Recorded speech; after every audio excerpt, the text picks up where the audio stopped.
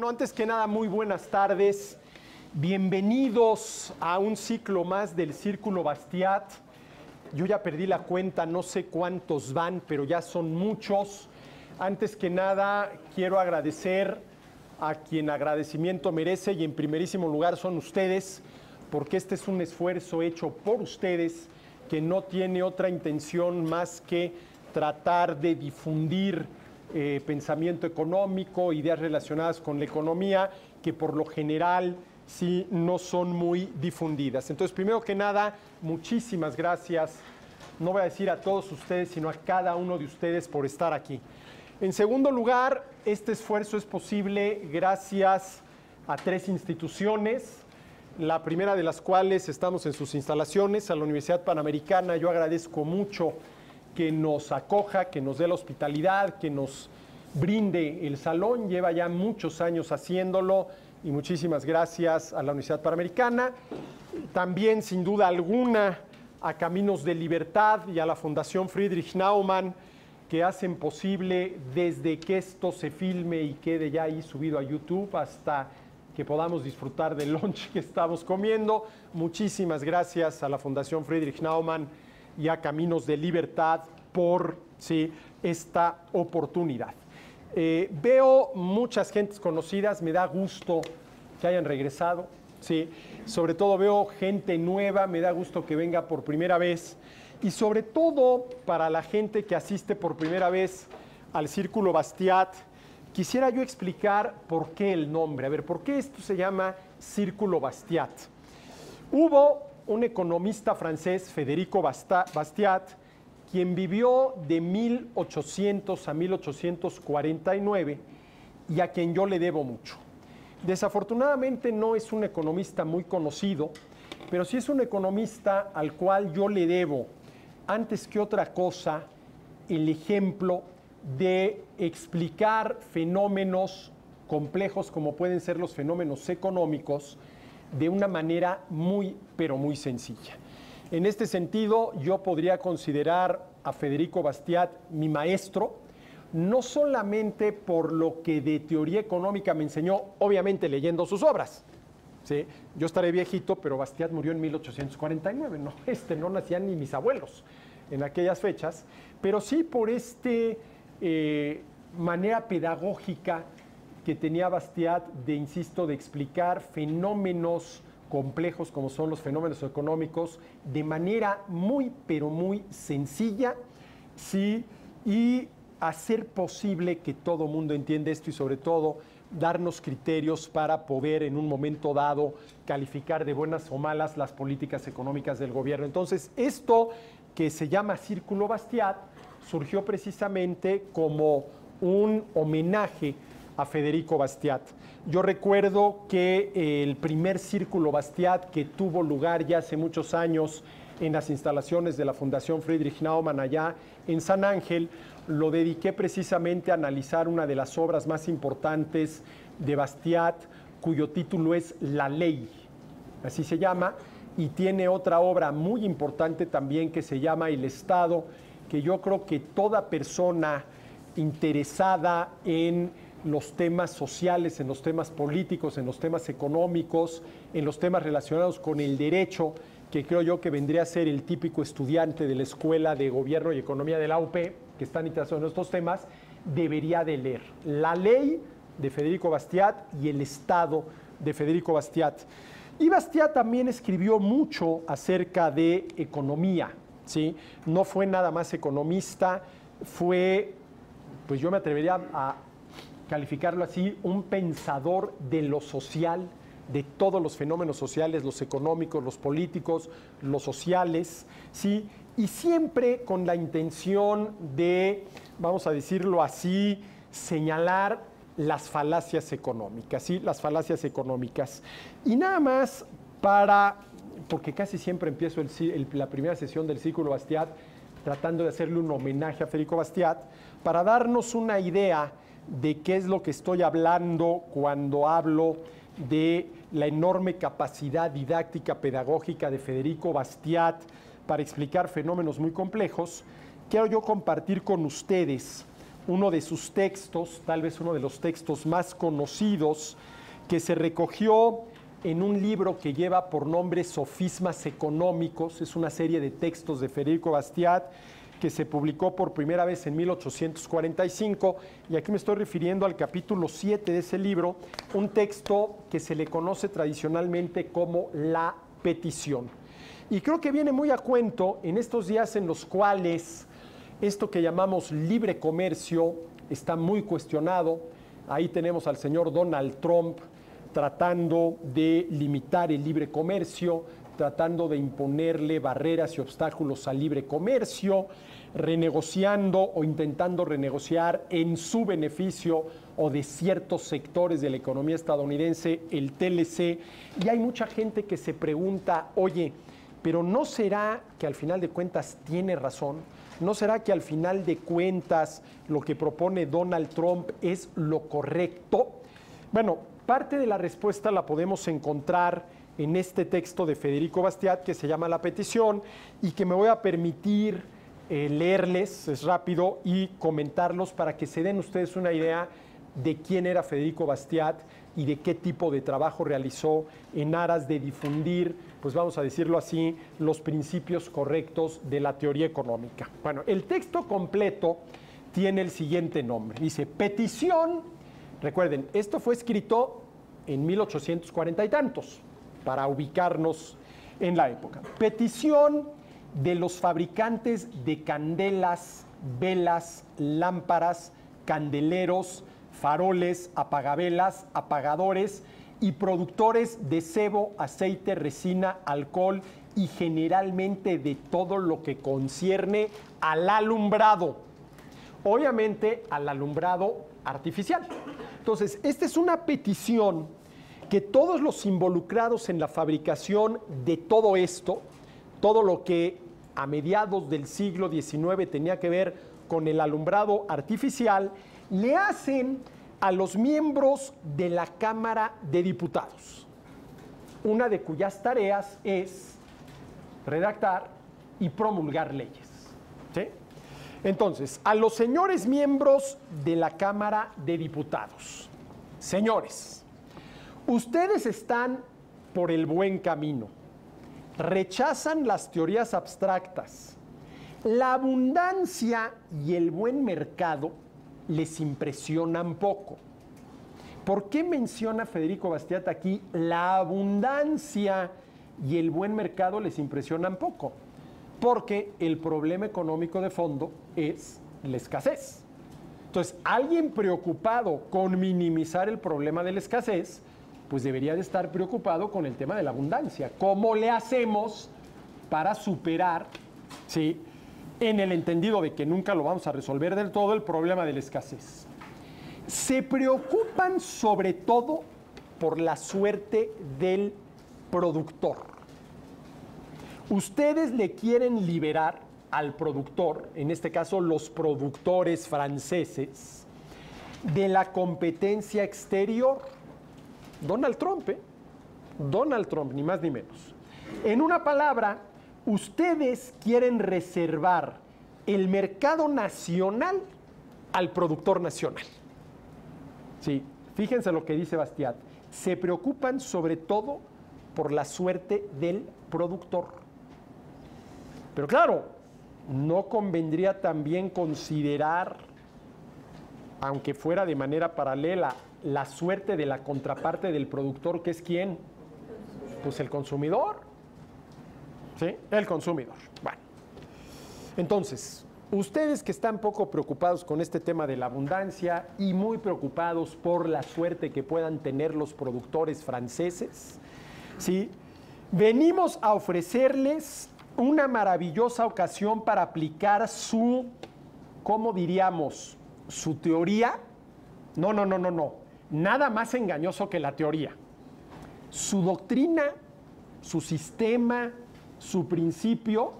No, porque ustedes no aman las doctrinas. Ustedes tienen horror a los sistemas. Y en cuanto a los principios, declaran que no existe en la economía social. En pocas palabras, lo que está diciendo Bastiat es que aquellos personajes a los cuales se están dirigiendo los peticionarios creen que no hay tal cosa como las leyes económicas y que por lo tanto los legisladores pueden promulgar cualquier ley relacionada con la economía, que no va a pasar absolutamente nada. Es más, que lo que va a suceder es que se va a volver realidad lo que los legisladores están persiguiendo con la ley. Eso es lo que está diciendo aquí Federico Bastiat, ¿sí? En cuanto a los principios, repito, declaran que no existen en la economía social. En la economía. No hay leyes en la economía. Diremos, por tanto, su práctica sin teoría y sin principios. Es decir, en pocas palabras, nosotros venimos a ofrecerles a ustedes una maravillosa ocasión para que practiquen eso en lo que creen.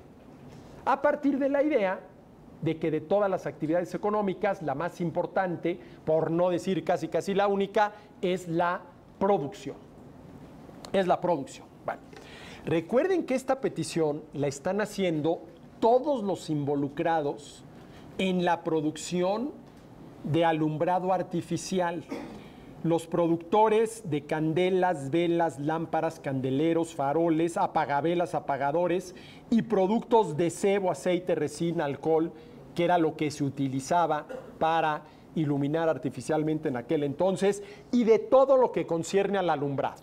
Bueno, nosotros, dicen los peticionarios, sufrimos la intolerable competencia de un rival extranjero. Ya apareció ahí el enemigo, el extranjero, ¿sí? ¿Quiénes somos el peligro para los estadounidenses según la visión de Trump, al menos en lo que tiene que ver con esto que se llama comercio internacional? Los mexicanos. ¿Y quiénes somos los mexicanos respecto a los estadounidenses? Pues los extranjeros, ¿sí? Nosotros sufrimos la intolerable competencia de un rival extranjero colocado, por lo que parece, en unas condiciones tan superiores a las nuestras en la producción de la luz, que inunda nuestro mercado nacional a un precio fabulosamente reducido, porque inmediatamente después de que él aparece, nuestras ventas cesan, todos los consumidores se vuelven a él y una rama de la industria francesa, cuyas ramificaciones son innumerables, porque esto llegaba en aquel entonces hasta la caza de ballenas, de las cuales se obtenía el aceite para el alumbrado artificial, ¿sí? Cuyas ramificaciones son innumerables, es colocada de golpe en el estancamiento más completo. A ver, aparece este competidor y todos los consumidores franceses se van con él, y nosotros, todos los franceses involucrados en la producción del alumbrado artificial, pues nos vemos paralizados. Ese rival, que no es otro más que el sol, nos hace una guerra tan encarnizada que sospechamos que nos ha sido suscitada por la pérfida Albión, por los ingleses, enemigos históricos de los franceses, ¿sí? En vista de que tiene por esa isla, el sol tiene por las islas británicas consideraciones de las que se exime respecto a nosotros, porque se tiene la idea de que las islas británicas siempre son medio brumosas, entonces ahí el sol les hace menos competencia, pero no sucede en Francia. Bueno, a ver, ¿qué es lo que están pidiendo los productores de alumbrado artificial? Demandamos de ustedes, señores diputados, que tengan el agrado de hacer una ley que ordene el cierre de todas las ventanas, tragaluces, pantallas, contraventanas, postigos, cortinas, cuarterones, claraboyas, persianas. En una palabra, de todas las aberturas, huecos, hendiduras y fisuras por las que la luz del sol tiene la mala costumbre de penetrar en las casas, en perjuicio de las bellas industrias con las que nos jactamos de haber dotado al país, pues sería una ingratitud de su parte abandonarnos hoy en una lucha tan desigual. Porque, aunque no lo dicen aquí, al final de cuentas, el sol es capaz de proveer iluminación, no como dice aquí, a un precio fabulosamente reducido, sino total y absolutamente, ¿qué? Gratis. Gratis, ¿sí? Quieran los señores diputados no tomar nuestra petición como una sátira y no rechazarla sin al menos escuchar las razones que tenemos que hacer valer para apoyarlas. Primero, si ustedes cierran tanto como sea posible todo acceso a la luz natural, obligan con una ley a que todo mundo cierre tanto como sea posible el acceso a la luz natural, ¿sí? Ustedes crearán así la necesidad de la luz artificial. Si aquí no entra la luz del sol, pues necesitamos la luz artificial, ¿sí? ¿Cuál es en Francia la industria que de una u otra manera no sería estimulada? Y luego viene la lista de todas las industrias que en aquel entonces estaban relacionadas con la producción de alumbrado artificial. Yo mencionaba hace rato, por ejemplo, la cacería de ballenas, porque de la ballena se obtenía el aceite para el alumbrado, tanto público en las calles como en las casas. Entonces, si esto ayuda, ¿sí?, a incentivar la caza de ballenas, también incentiva ¿qué? Pues la producción de barcos, porque para salir a cazar a las ballenas hay que salir en barcos, ¿sí? Y también ayudaría, por ejemplo, incentivaría la producción de arpones y por lo tanto la producción metalúrgica, porque el arpón se hacían de hierro. Y entonces aquí Bastiat empieza a poner todas las industrias que están relacionadas con la producción de alumbrado artificial, ¿sí? Por lo tanto, ¿sí?, les dice a los diputados, dense cuenta del error gravísimo que cometerían si no hicieran lo que nosotros les pedimos, porque lo que nosotros les pedimos sería en beneficio de buena parte de la industria francesa, ¿sí?, de la industria francesa, ¿sí? Bueno, y ahí sigue, Bastiat lo explica de manera, y por favor no lo tomen a broma, no es una broma, no es una sátira. Efectivamente, lo que les estamos proponiendo, si ustedes lo aceptan, tendría como resultado promover todas estas actividades que en el momento en el cual sale el sol se ven paralizadas. Ahora, claro, no es que se vean paralizadas en ese momento, ¿no? Pero se entiende el sentido en el que Bastiat lo dice, ¿sí? Bueno, ahora, imagínense que una representación de la Comisión Federal de Electricidad, que es la que nos provee de luz artificial, se juntara con los diputados y senadores y les hiciera una petición de este tipo. Por favor, ¿sí?, pasen ustedes una ley que obligue a todos los mexicanos, ¿sí?, a tapar cualquier, como dice aquí Bastiat, ventanas, tragaluces, pantallas, contraventanas, postigos, cortinas, cuarterones, claraboyas, persianas, etcétera, etcétera. Todas las aberturas, huecos, hendiduras y fisuras por las que la luz del sol tiende la costumbre de penetrar en las casas, ¿sí? A ver, pregunta. Si se promulgara esa ley que nos obligara a todos, en casas, oficinas, talleres, fábricas, salones de clase, ¿sí?, a evitar al máximo posible la entrada de la luz solar, ¿se apoyaría a la Comisión Federal de Electricidad? No, pues claro que sí. Hombre, ¿cuánto aumentarían sus ventas? ¡Claro que sí! Sí, de acuerdo. Estás apoyando a un productor, a un oferente, a un vendedor de un bien, sin duda alguna. ¿A costa de quién? De los consumidores. A ver, imagínense que nos enteramos que efectivamente, ¿sí?, un grupo representante de la Comisión Federal de Electricidad se reunió con una serie de diputados y senadores y le hicieron esta petición. A ver, ¿qué pensarían ustedes de esa petición? Bueno, pero ¿qué les pasa? ¿Qué les pasa? ¿Sí?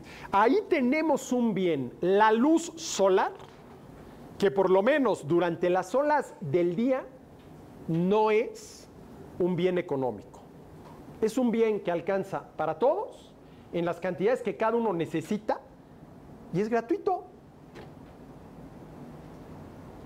Pretender eliminar, ¿sí?, esa oferta de ese bien es la antieconomía en su máxima expresión. Pero a ver, ¿qué pasa si ustedes se enteran que un grupo de productores de zapatos de León, Guanajuato, se reunió con una serie de legisladores para pedirles que promulguen una ley que prohíba la importación de zapatos en China porque compiten con los zapatos producidos en México? Entonces ahí ya la cosa como que cambia, ¿no? Pero al final de cuentas, ¿qué es lo que una u otra petición, una total y absolutamente absurda, la de ese grupito de gente de la Comisión Federal de Electricidad, la otra, pues parece ser que ya no es tan absurda, los zapateros de León, Guanajuato? ¿Hay alguna diferencia? En los dos casos, ¿sí?, lo que están pidiendo los peticionarios es que se promulgue una ley que les elimine la competencia.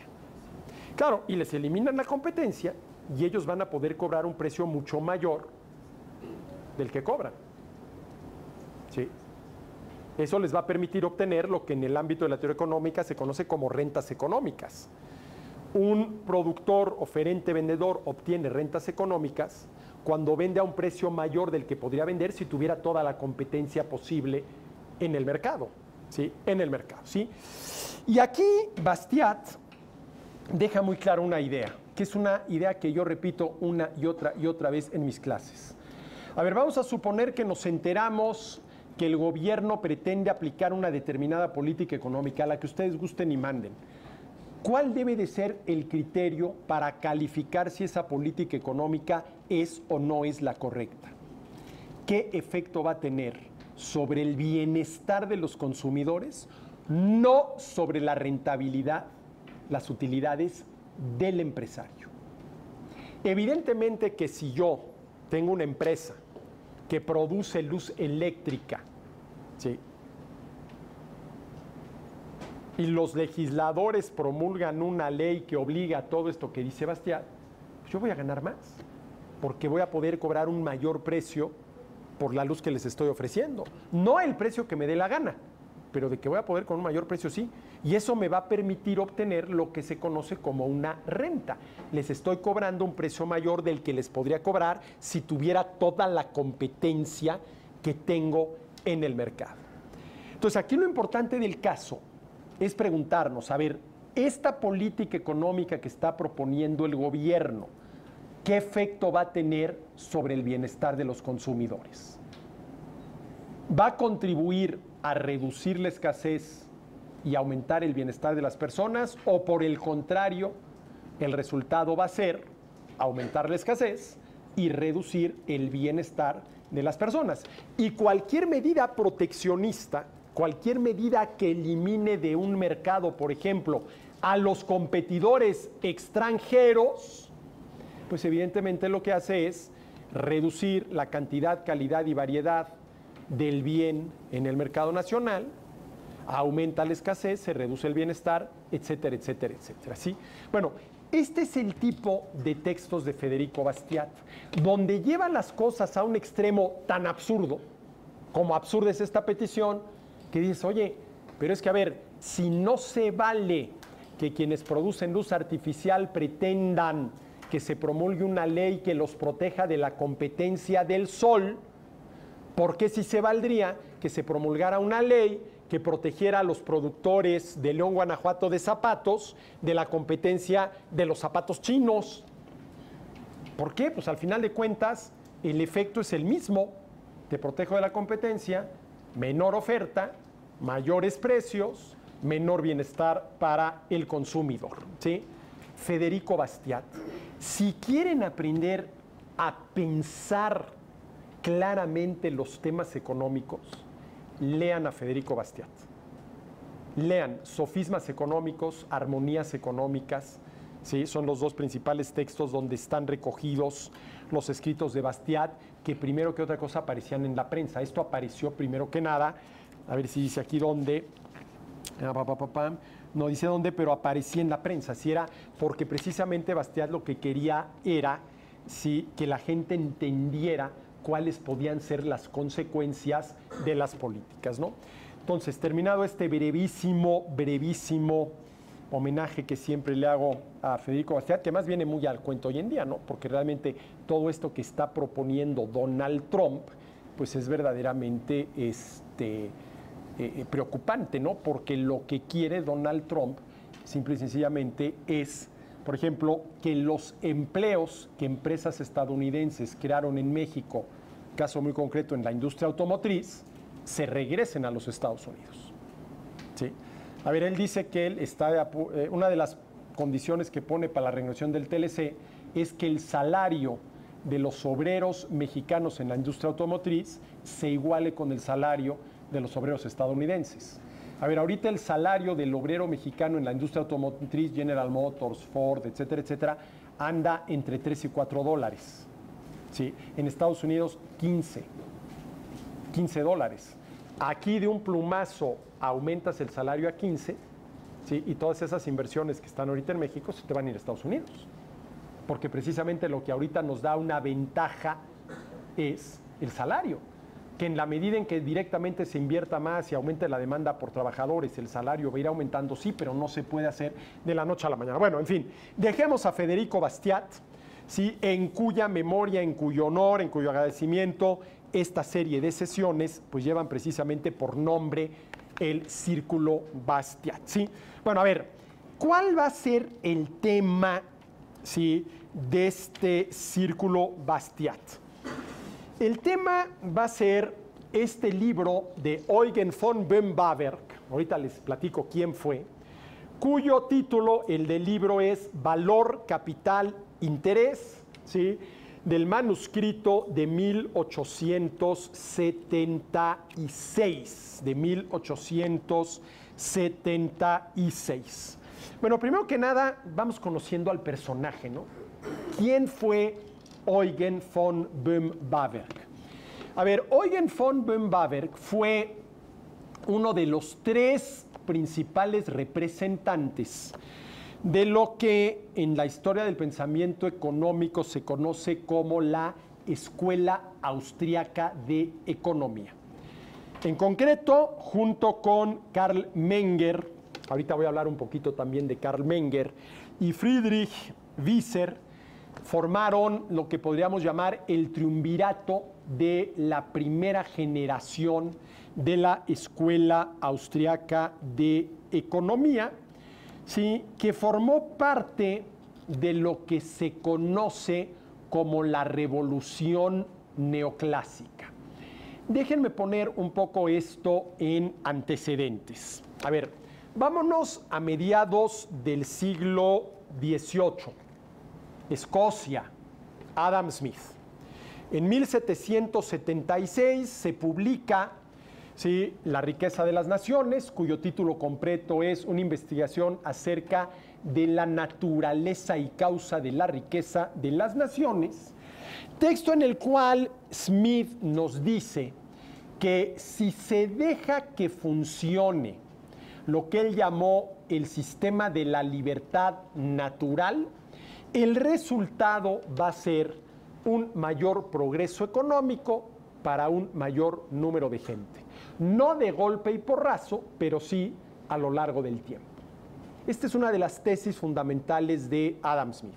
Si se deja que funcione eso que él llamó el sistema de la libertad natural, ¿sí?, el resultado, en un tiempo relativamente corto, tampoco es que haya que esperar siglos para que esto se dé, va a ser un mayor nivel de bienestar para un mayor número de gente, tal y como ya era el caso unos 100 años después, 80 años después de que Smith publicara en 1776 La riqueza de las naciones. Porque a mediados del siglo XIX, en Europa, donde se empezaba a aplicar esto del sistema de la libertad natural, efectivamente los niveles de bienestar de la gente, en función de la disposición de más y mejores bienes y servicios, comenzó a incrementarse de manera notoria, ¿sí? Pero ¿qué faltó? Faltó explicar por qué. Smith dijo el qué, y más o menos dio ahí a ver cuáles son los elementos del sistema de la libertad natural, fundamentalmente permitir la libertad económica, permitir el libre comercio, y como decía Smith, a ver, ¿cuáles serían los tres elementos fundamentales de este sistema de la libertad económica? Smith tiene una frase que a mí me gusta mucho, dice, poco más se necesita para llevar a un país de la barbarie más absoluta al progreso que, ahí les va, paz, ¿sí?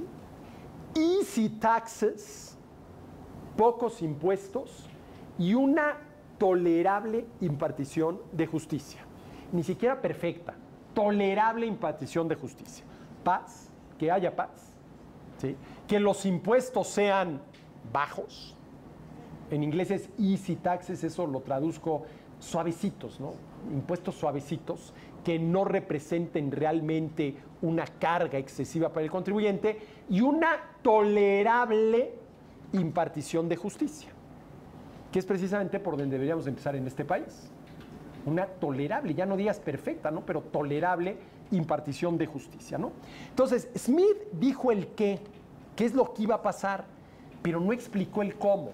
Inclusive, después de Smith, vienen tres economistas, dos que forman parte de la escuela clásica, en la cual también pertenece Smith, Thomas Robert Malthus y David Ricardo, ¿sí? Quienes tuvieron una visión completamente distinta a la de Smith. A ver, la visión de Smith, la visión del futuro económico de la humanidad, era una visión positiva.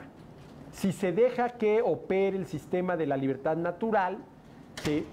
¿Sí? Poco a poco, pero de manera firme, ¿sí? Las personas van a tener un mayor nivel de vida. Pero luego llegan Malthus y llegan David Ricardo y dicen que no. Con ellos, como lo dijo, ya no recuerdo quién, creo que fue Carlyle, con Malthus y con Ricardo, la economía se vuelve la ciencia lúgubre.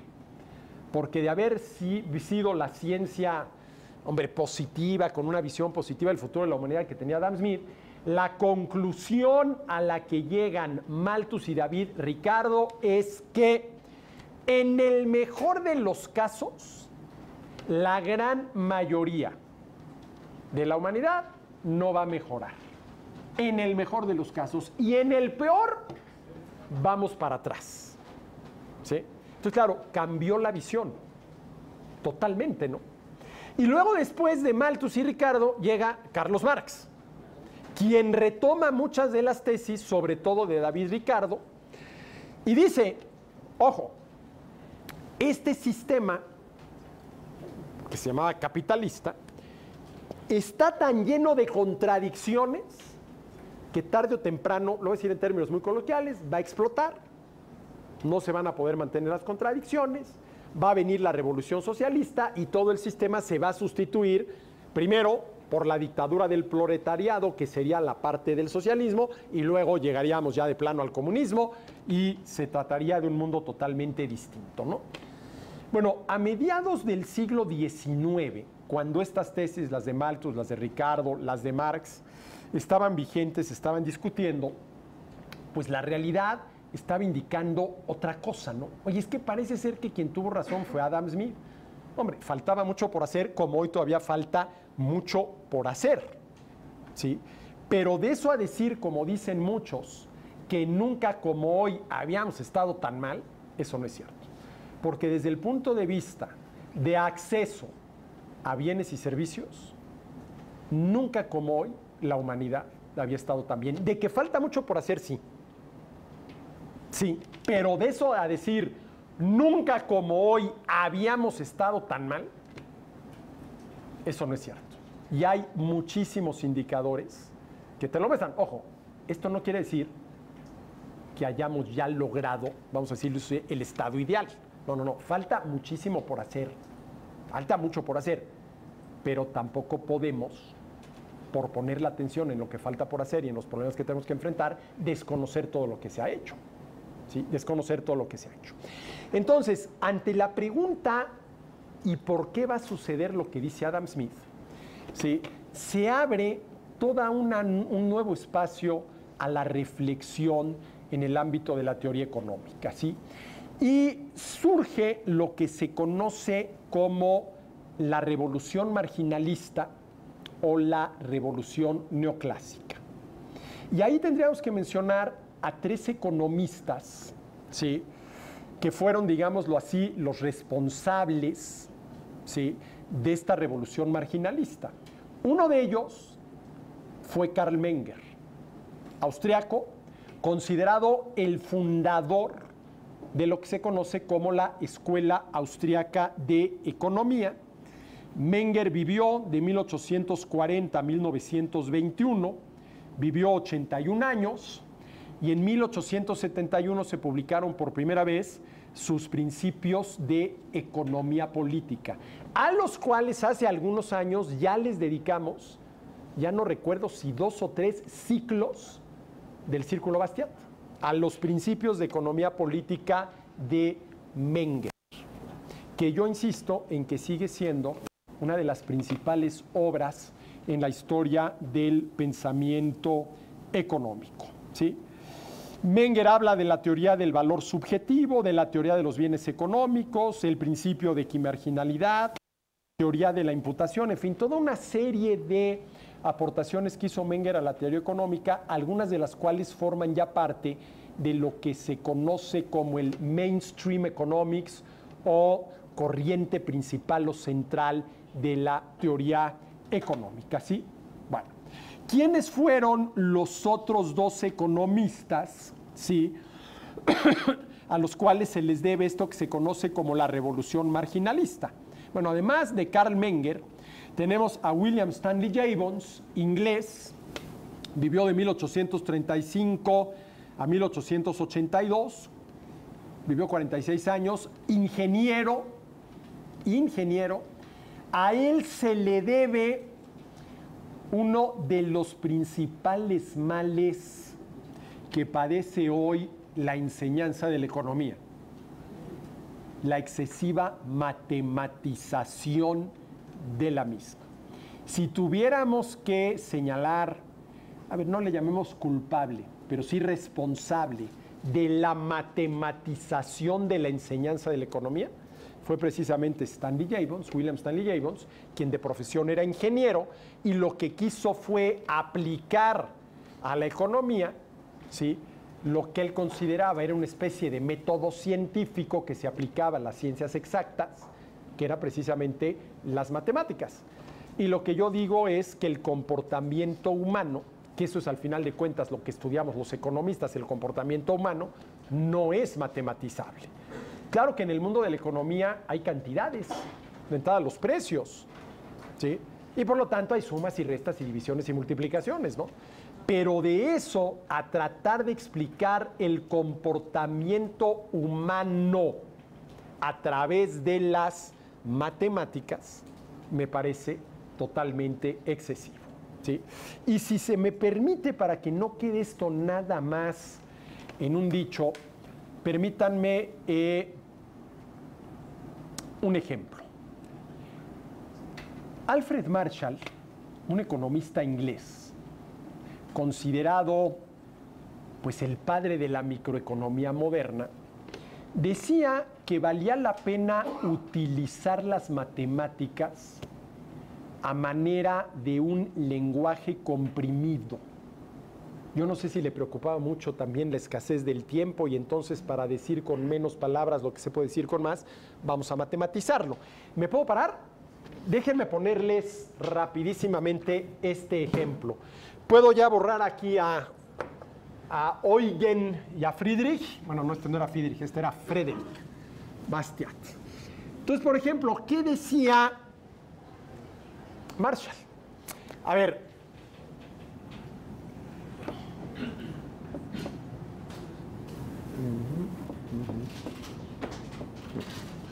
esta es la ecuación de la demanda. No sé si ustedes ya la vieron, la ecuación de la demanda. Pero a ver, ¿qué dice? Primero, que la cantidad demandada, eso quiere decir QD, por lo tanto, las compras por parte de los consumidores se relacionan de manera inversa por eso está ahí el signo negativo con el precio. Y eso no hace más que referencia a la ley de la demanda. Todo lo demás constante, a mayor precio, menor cantidad demandada y viceversa. A menor precio, mayor cantidad demandada. ¿Sí? Bueno, quien le entiende a las matemáticas, esto primero ya entendió. Dice, a ver, la variable dependiente se relaciona de manera negativa con la variable dependiente que es el precio. ¿Por qué es esta la variable dependiente?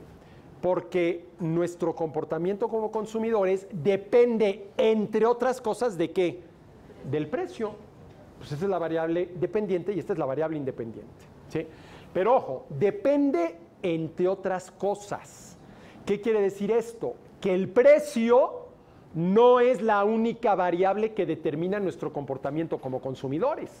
De entrada están nuestras necesidades y luego está nuestro ingreso. De entrada, dos. ¿Sí?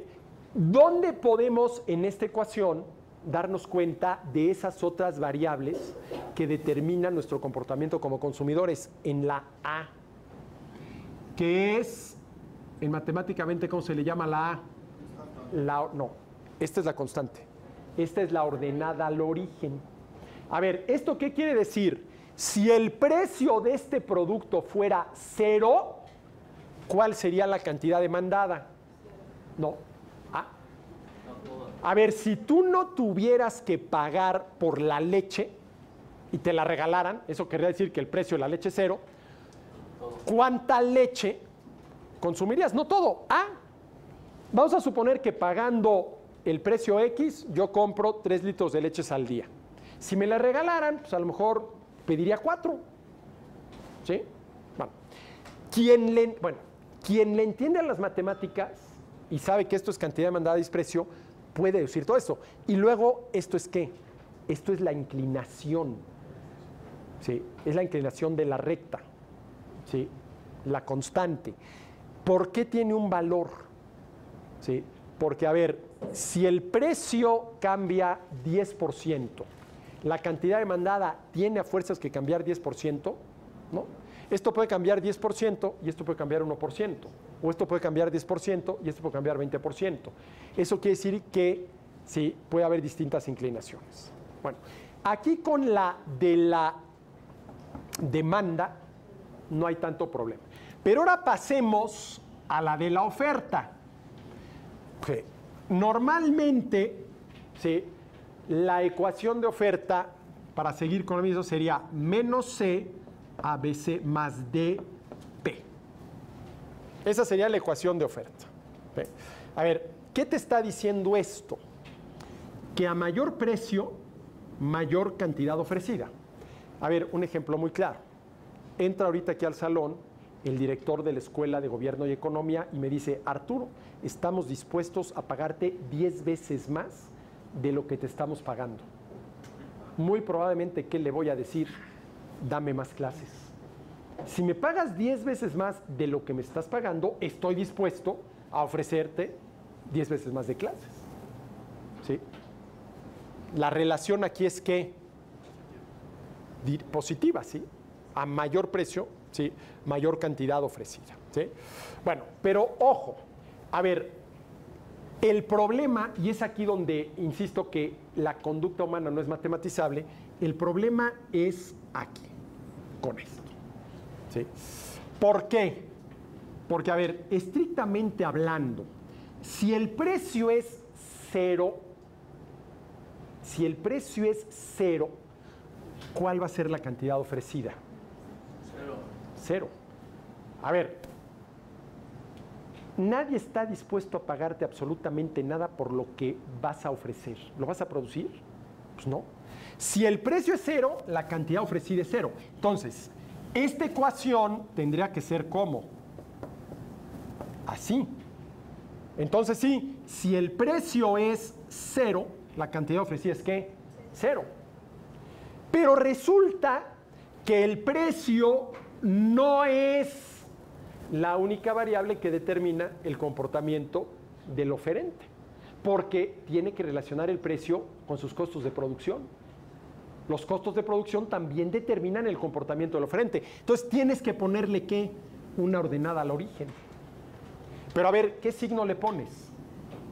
Si le pones signo positivo, resulta que si el precio es 0, la cantidad ofrecida va a ser C. No, si el precio es 0, la cantidad ofrecida es 0. Quiero que te vengas a trabajar conmigo, pero no te voy a pagar. A ver, ¿voy a trabajar en esas condiciones? Pues no, ¿sí? Le pongo signo negativo. El signo negativo dice que el precio tiene que ser lo suficientemente elevado para cubrir el costo de producción.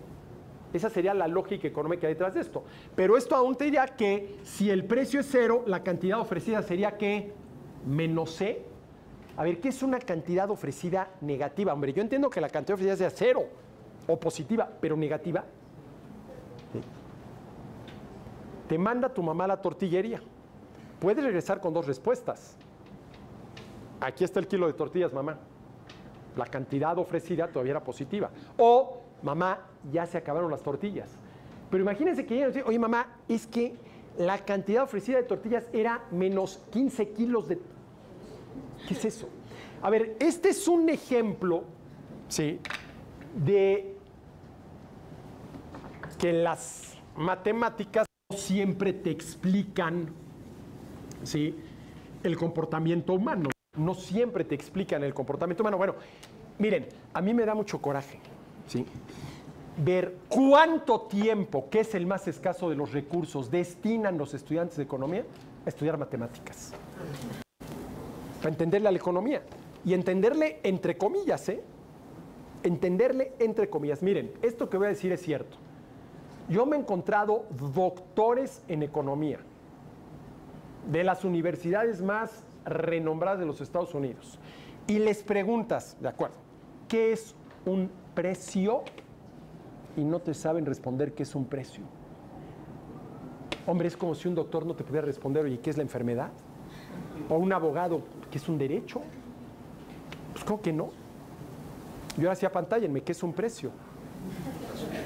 Una razón de cambio. Tanto de esto por tanto de aquello. 15 pesos por 350 mililitros de café. Ese es un precio. Bueno, yo me he encontrado doctores en economía que no te responden a la pregunta ¿qué es un precio? Es más, ¿sí?, quienes estudian economía empiezan las clases de micro, ¿no? Les empiezan a hablar del precio. Y claro, todo el mundo tiene una idea de lo que es un precio, ¿no? A ver, un niño de 5 años ya entendió que antes de ir a la tienda a pedir el gansito, tiene que ir con su papá a pedirle el dinero para pagar el gansito. Ya tiene clarísimamente la idea de precio. ¿Eh? Pero alguien le pregunta al profesor, oye, profesor, a ver, ¿qué es un precio? No, pues es que ya entendimos qué es un precio. A ver, ¿de veras entendiste qué es un precio? Porque te despejan las ecuaciones, qué bárbaros, ¿no? Y el precio de equilibrio te llegan así. A ver, dime qué es un precio. Bueno, todo esto, y perdón que me haya extendido, pero de veras me da mucho coraje, se le debe en muy buena medida a William Stanley Jevons, que era ingeniero, y pues como bien buen ingeniero echó mano de la herramienta que supongo yo los ingenieros manejan de manera muy hábil, que es esto. Bueno, y el tercer economista que junto con William Stanley Jevons y Carl Menger formaron lo que se conoce como la revolución marginalista fue Leon Walras, francés, quien vivió de 1834 a 1910 y vivió por eso 73 años. Entonces, Carl Menger, William Stanley Jevons y Leon Walras, independientemente uno del otro, sin tener conocimientos uno del otro, llegaron más o menos a las mismas conclusiones. ¿Sí? Y esto es muy interesante porque es una muestra de que conforme va avanzando una ciencia, llega un momento en el cual los conocimientos que se tienen están ya lo suficientemente maduros que de pronto, sin tener uno conocimiento del otro, llegan a las mismas conclusiones, ¿no? Llegan a las mismas conclusiones. A ver, rapidísimamente. ¿Por qué es importante la revolución marginalista?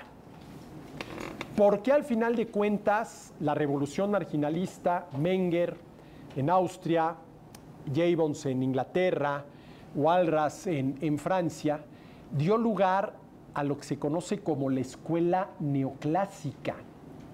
Fue la primera gran revolución en la historia del pensamiento económico. ¿Sí? ¿Por qué? A ver, antes de que llegaran estos tres personajes, ¿sí?, se hablaba mucho, ¿sí?, de la paradoja del valor, a partir de una pregunta que aparentemente, yo ahorita les voy a explicar por qué aparentemente, y de manera increíble, pues no se le había logrado dar una respuesta. A ver, mediados del siglo XVIII, la época de Adam Smith, la pregunta era, ¿por qué, sí, si el agua es mucho más útil para la vida que los diamantes, el precio de los diamantes es muchísimo más elevado que el precio del agua? ¿Por qué si el agua es mucho más útil para la vida, el precio de los diamantes, que como no sea para adornarte y presumirlos, no sirven para nada más?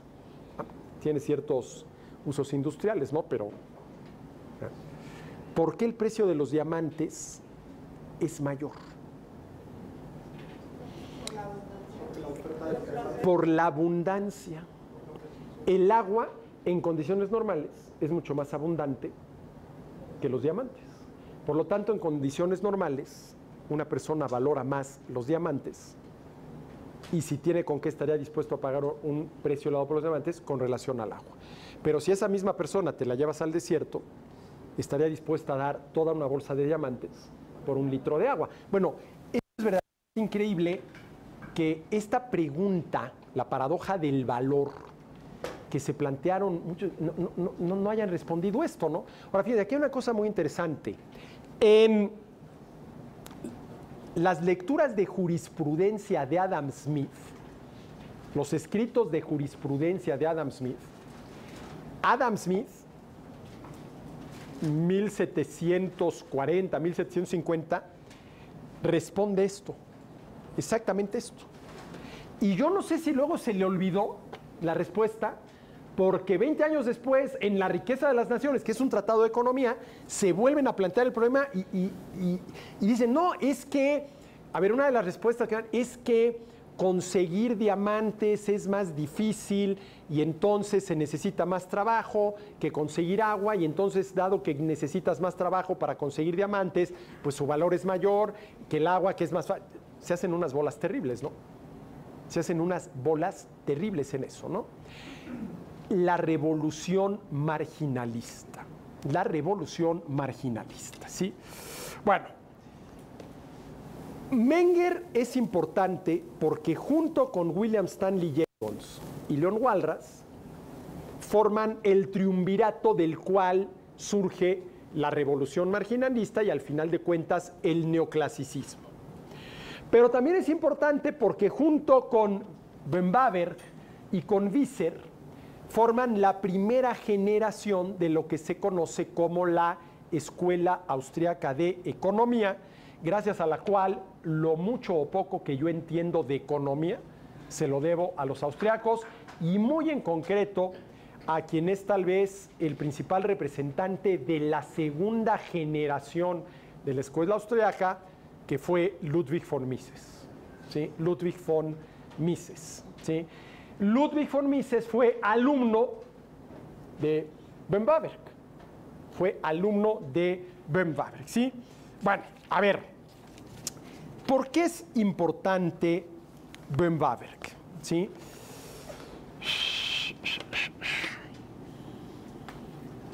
Porque respondió correctamente la respuesta que Adam Smith, la pregunta que Adam Smith había dejado sin respuesta. Oye, ¿por qué ¿sí? Si se cumplen ciertas condiciones, el crecimiento económico y todo lo que esto supone puede darse de manera prácticamente ininterrumpida. Ahora, claro, ustedes dicen, oye, de acuerdo, pero es que históricamente ese crecimiento económico se ha interrumpido. Habría que ver si esas interrupciones no se debieron a que no se cumplieron las condiciones de las que hablaban, por ejemplo, Smith y posteriormente Böhm-Bawerk, ¿sí? Böhm-Bawerk, ¿sí?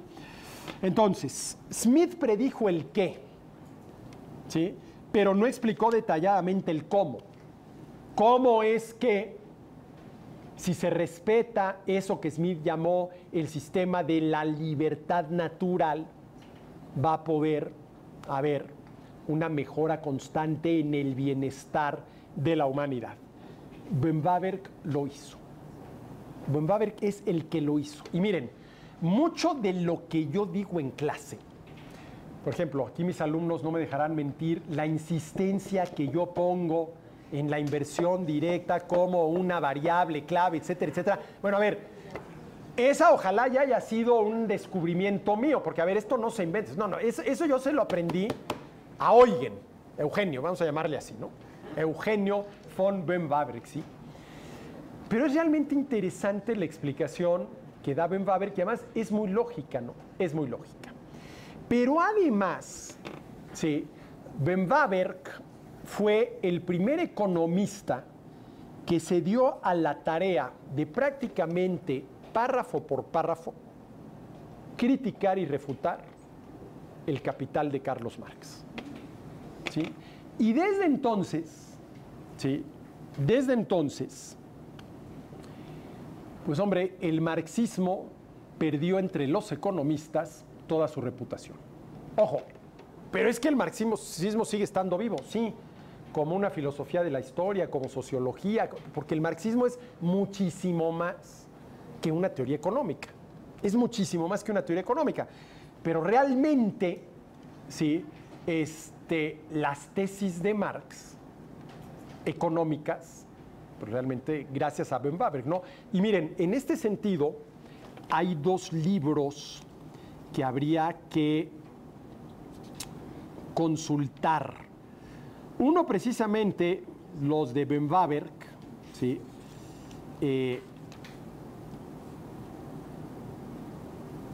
Donde encuentras esta refutación del marxismo, pero sobre todo en uno que se llama, que es de Böhm-Bawerk, que se llama La clausura, o más bien en el sentido del final del sistema, no sé por qué la traducción no le pusieron marxista, sino marxiano, ¿sí? Que es un texto, ahorita les digo, de 1896.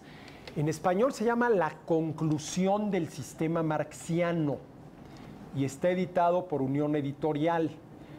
Pero realmente no es la conclusión, es el término, el final, ¿no? Y es muy interesante porque aquí Böhm-Bawerk lo que hace es, paso tras paso, a ver, esto, y tú te pones a pensar y dices, sí. Y hay otro libro, ¿sí? De un economista estadounidense, Henry Hazlitt, que refuta, este libro es de 1946, que refuta también casi paso por paso la teoría general de Keynes. La teoría general de Keynes, sí, publicada por primera vez en 1936 y que sigue estando vigente. Keynes sigue estando vigente, ¿no? Y ese libro de Hazlitt se llama The Failure of the New Economics, el fracaso de la nueva economía, siendo la nueva economía la teoría keynesiana. Y a ver, rapidísimamente, de manera un tanto cuanto esquemática y no muy exacta, pensemos que el periodo clásico de la teoría económica va de Adam Smith, 1776, a John Stuart Mill, 1948, cuando se publica Los principios de economía política de John Stuart Mill. Ya por esas fechas aparece la revolución marginalista y vendría a ser la primera revolución en el pensamiento económico, en el sentido de que sí hay un cambio de paradigma, surge algo nuevo, ¿sí? Surge algo nuevo. Y de ahí aparece el neoclasicismo, ¿sí? El neoclasicismo, que sería la síntesis de la visión de Smith con la visión de Menger, Jevons y Walras.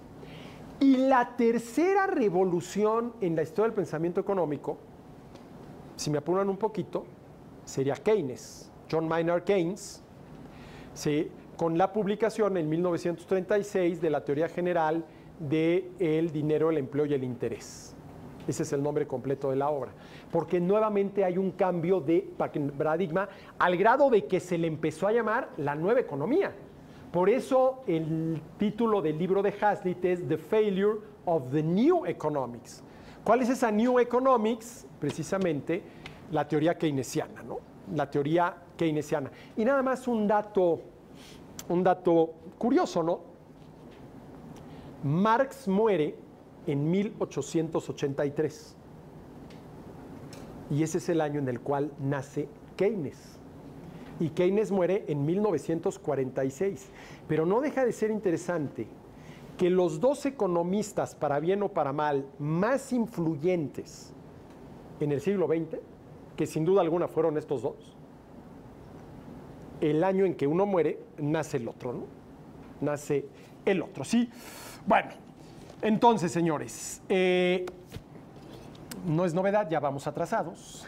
Ya vamos atrasados porque antes de entrar de lleno a analizar las ideas de Ben Waberg en torno al valor, al capital, que es una clave fundamental para el crecimiento económico y el interés, quisiera yo explicar brevemente, pero esto ya lo tenemos que hacer la próxima sesión porque no da tiempo, ¿sí? Dos cosas. Primero, ¿cuál es la crítica que Ben Waberg le hace a Marx?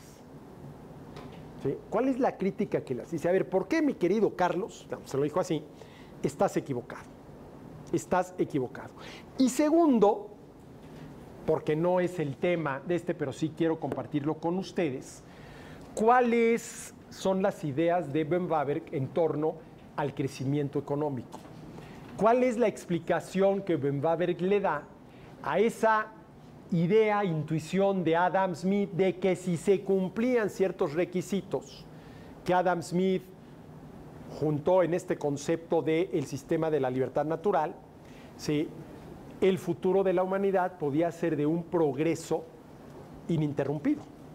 Ahora, claro, aquí lo interesante del caso es que ese progreso no ha sido ininterrumpido. Bueno, tuvimos la Gran Depresión de los años 20 del siglo pasado y tuvimos eso que ya se conoce como la Gran Recesión del 2008 y 2009.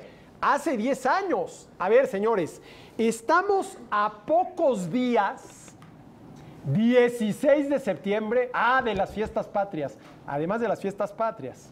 ¿Sí? El 16 de septiembre del 2008 fue la fecha en la cual oficialmente se inició eso que al final de cuentas se bautizó como la Gran Recesión, para diferenciarla de la Gran Depresión de los años 30.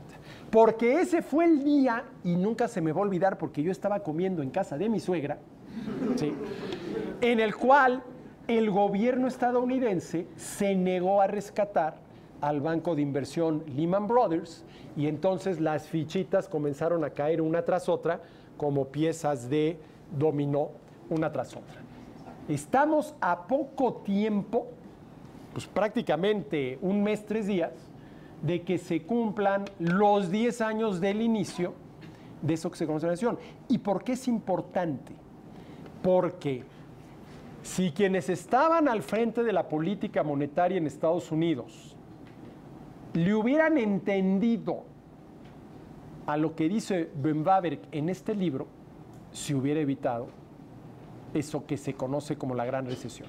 Que no fue, hombre, sí fue un problemón, pero no tuvo las repercusiones que tuvo la Gran Depresión. La Gran Depresión fue otra cosa, ¿no?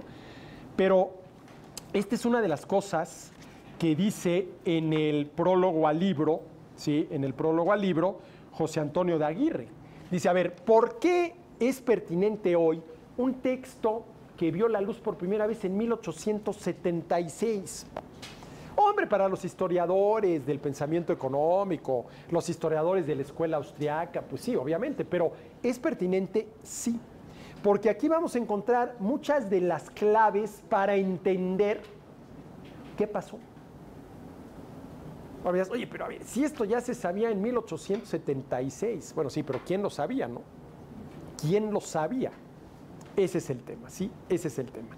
Entonces, señores, tenemos que terminar 3:45 porque tengo entendido, no sé si sea verdad, que hay clases a las 4, entonces hay que desalojar el salón, volver a meter pusitas, etcétera, etcétera. Nos vemos dentro de 15 días. Muchísimas gracias.